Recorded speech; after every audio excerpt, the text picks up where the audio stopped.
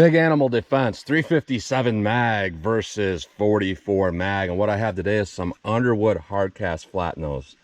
So we're going to test our 357 mag versus our 44 mag and our 4-inch barrel Smith & Wesson L-frame revolvers. So our Smith & Wesson 686 with a 4 1/8 inch barrel, a Smith & Wesson Model 69 and a 4 1/4 inch barrel, 357 44. And our Underwood here, it's a 180 grain flat nose for our 357 Magnum. It's rated at 1400 feet per second. I believe they use 6-inch barrel for that rating. Our 44 mag, this is a big old pill here. 305 grain flat nose. This thing is rated at 1325 feet per second. Again, I don't know what barrel length they use, maybe a 6 or an 8 inch, but we'll see what we get out of my Smith & Wesson Model 69. Not gonna lie, I really don't want to shoot that out of this because that's a pretty light revolver. So we're gonna do kind of a big animal dangerous game type scenario test here. So I am gonna go through the chronograph, see what kind of velocity and accuracy I get at the same time. And here is my big dangerous game ballistic pack here.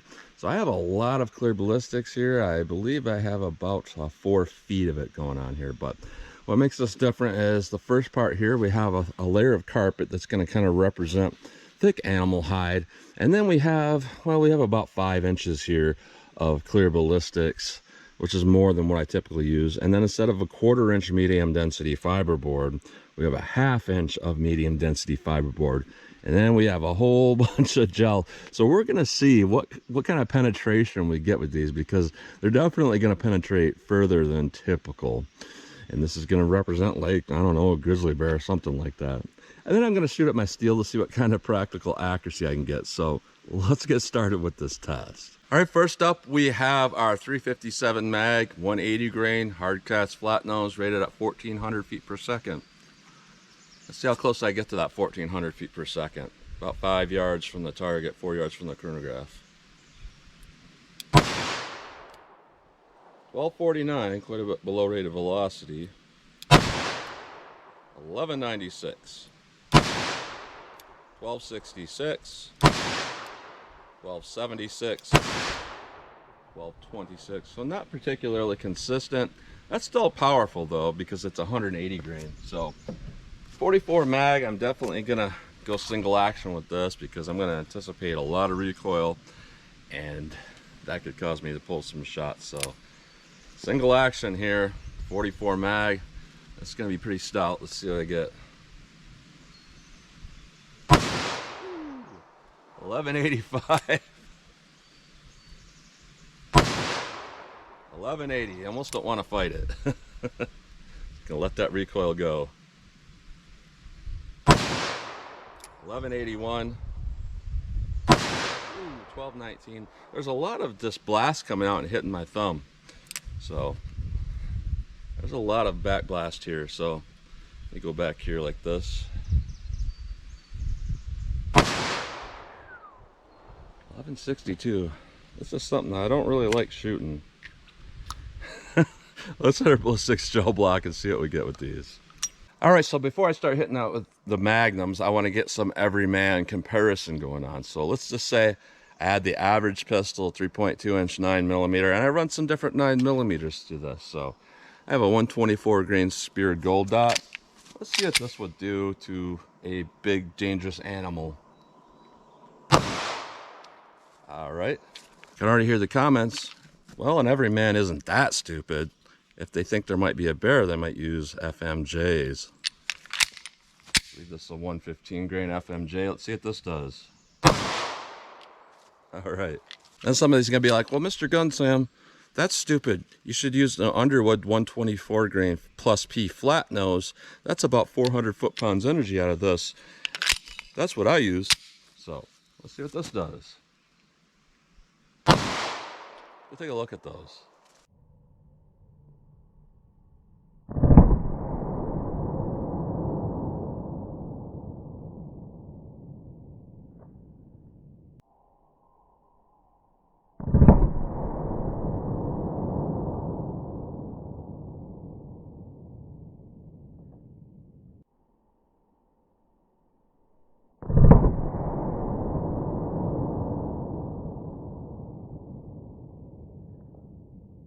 right, so I just wanted to get a little bit this out of the way with some common stuff before I move on. So we can see there's a definite difference here in what you use. So a typical hollow point, we have a penetration of about 12 inches still, which is pretty good considering. And when we're looking at our FMJ, it kind of arced down kind of strange, but we still got about 20 3/4 inches. Now moving on over here to our FMJ flat nose Underwood, we got about 34 inches of penetration. So we can see that bullet design matters, and even 9mm can penetrate pretty well if you use the right bullets. So let me try the Magnums now. And by the way, there's like 54 inches of gel up there, and at the end of that I also have another 1/2 inch medium density fiberboard to try to stop those bullets if they go that far. I'm not sure they will, but just in case. So let's try our 357 Magnum with our flat nose hard cast and see what this does. Let's go take a look. And I want to run one more. Let's go take a look.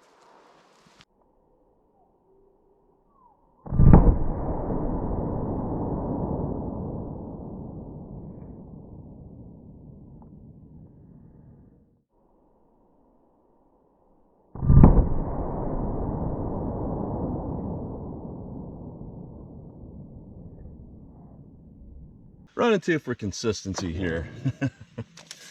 So what we got going on here is our first one. We're right to about 43 inches. And then if we look here at our second one here, right to about 46 3/4 inches. So that's a lot of penetration, and definitely beat that 9mm by a good amount. Can't really say it's going to be significant against, you know, stopping a big dangerous animal. There's definitely a little more damage in there with our 357 versus our 9mm. So let's try our 44 now. All right, 44 mag. I really don't want to shoot this. I hate this round. Let's see what we get here. Ooh, let's hit it one more time. All right, one more. Ooh, let's go take a look at that.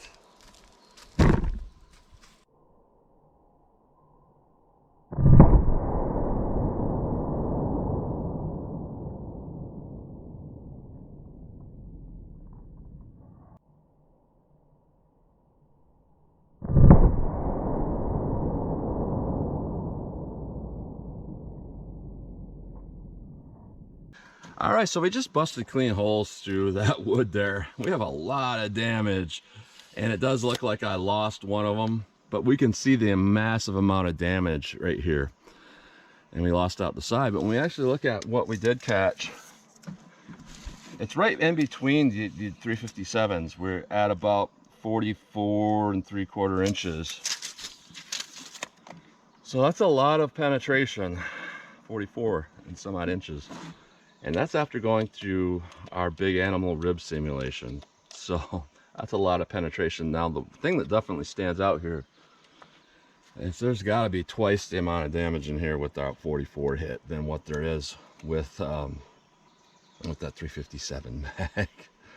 So it's kind of hard for me to say that the 44 is going to be significantly more effective. That's kind of hard to say. Now let me shoot my steel and see what kind of practical accuracy I can get with these. All right, so I thought I'd show all these bullets, and here's our 9mm with our gold dot. This is standard pressure. This is actually very impressive to me, that this thing could actually go through that carpet and go through a 1/2 inch medium density fiberboard. By the way, here it is. It's just two of our 1/4 inch pieces. This thing's really chewed up. To go through that and still have some expansion going on. Now this is a truly bonded bullet, so there's no surprise in a sense there, but you know, gold dot is a good design, and we can see, you know, some stuff the gold dot does better. And I've heard a lot of law enforcement actually say that gold dot almost always goes through somebody in 9mm and expands in the body, which is not really that typical with general hollow points to actually expand in the real world. FMJ 9mm, nothing surprising there. Here is that one Underwood. This is almost 400 foot-pounds out of that pistol, which is pretty good. And stuff like this is like not even 300. So we have some actual nose deformation. The reason why I use this is because it's more powerful than your hard cast 147 grain. That doesn't even do that well. and this type of testing. And here's our 357s. They have gas checks on the back. Got some nose deformation, but nothing beyond maybe 40 diameter, 40 caliber.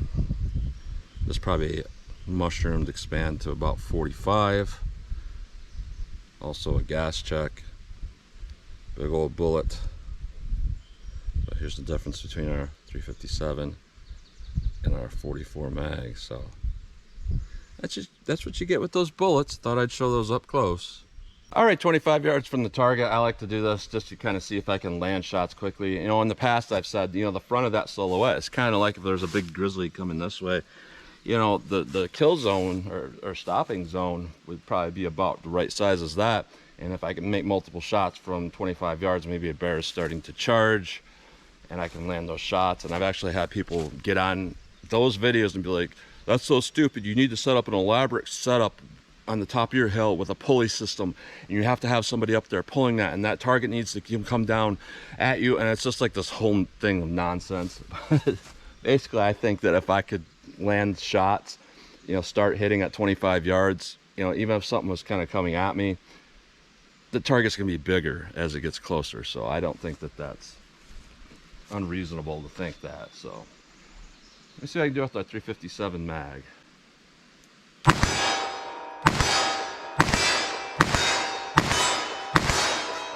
right, that hits hard and that's doable. That's not really a big deal as far as hitting the target.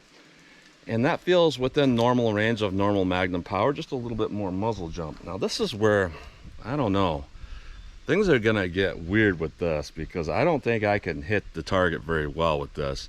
It hurts every shot. There's actually flame cutting or stuff like that coming back and embedding in my thumb with every shot, even on my strong thumb. So it's been doing it here too. I have a few little holes in my thumb here from that cutting, from the heat. So it makes you kind of want to drop it, but let me see what I can do here. See if I can make any hits. I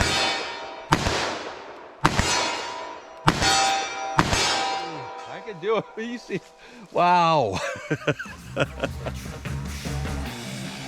Cause we want retribution. Oh yeah, we want retribution. Oh yeah, we want retribution. Oh yeah, we want retribution. Yeah, we ran out of patience. Boy, you live with the cold hard hatred. I can feel the vibration. In the streets, it's a new sensation. I wanna break faces on the pavement. I wanna make greatness look complacent. Adrenaline awakened, I can taste it. We can make an impact, grab it, then take it. I want to immediately say, you know what, because of the recoil, the 357 mag makes more sense because it had just as much penetration as the 44. However, this is why I like to do other tests other than just plain gel tests, because when you see what it did to that steel, it kind of makes you wonder if there was a big thing chasing you. Yeah, common sense says that the 44 is going to do a better job with probably less shots than the 357. So let me shoot out a little bit more distance and see how these continue to do. All right, 75 yards from the target. I know a lot of people like to hunt with stuff like that, so I'm going to try to do maybe a hunting simulation, not just defense. But I'm going to start out with a few rounds of 9mm, our everyman caliber, just to see how the recoil compares. Let's see if I can make a hit.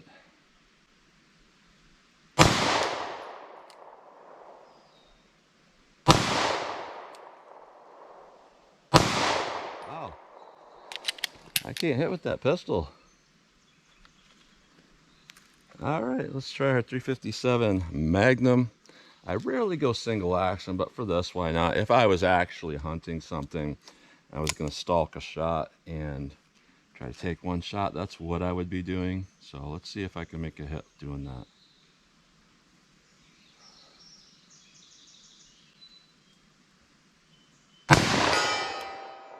Oh yeah, that's dinner on the plate there for sure.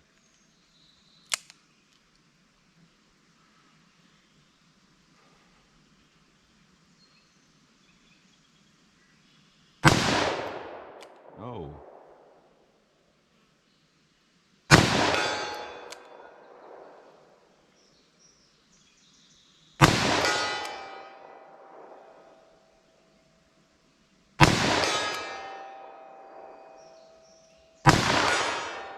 right, so I'm going to say that's a very accurate round. Any of those shots that I missed or pulled high, that's definitely on me because, you know, first shot I was focusing. The miss is because I kind of over focused, you know, I waited too long.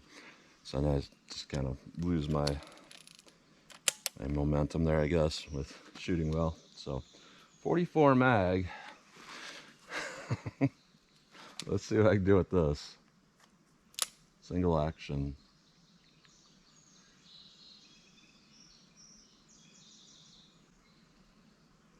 Ooh, I don't know how I missed that. Anticipating that recoil, I guess. So these are shooting high for me. Yeah, I'm aiming below the target and sitting above it.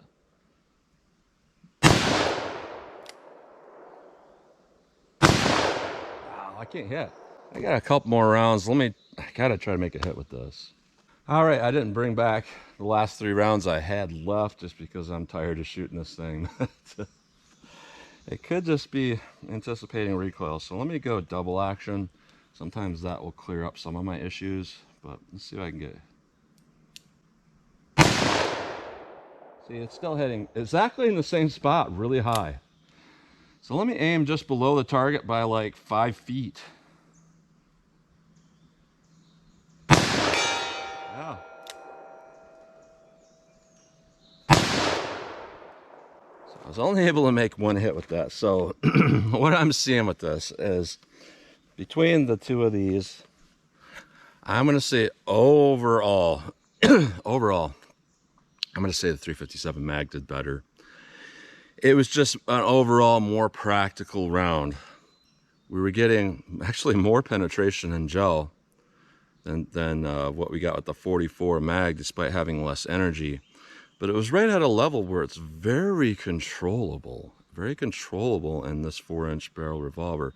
At the hits I was making, even at 75 yards, we're just starting to really hit center. At 25 yards, I had no issue landing those shots. Everything seemed pretty good with that ammo. Now the 44 mag, you know, maybe it's just me anticipating a recoil, but you know, I did legitimately have to aim like 5 feet low to hit that. And when I was aiming center, they were hitting, you know, 5 to 6 feet high, which is probably what's happening. Is that's such a heavy, long bullet that the gun's already starting to recoil up before that fully leaves the muzzle, and it's going to impact high. And it's going to do that the shorter and shorter barrel you have and the lighter revolver you have. So if you had like a snub nose, it would do even higher. But very, very much a lot of power on target at 25 yards with that 44 mag. That almost sold me on the 44 mag, just to see that steel almost fall off there. However, that doesn't really tell the whole story here. The whole story is going to be, can you make shots? And a lot of people would consider me not a beginner, maybe not even in the middle here. They say I can shoot pretty well. And if I can shoot pretty well, and I cannot shoot that 44 mag, I'm going to say the 357 all the way here is a better choice, at least in 4-inch revolvers. Now, if you had an 8-inch revolver or a 6.5-inch or something like that, or a big heavy Ruger, yeah, the 44 would probably be a better choice. But just for an average dude, I think the 357 is going to meet most of the needs of somebody that's going to need a cartridge like that. So that's what you get today. So as always, comment, share, and like, and thanks for watching.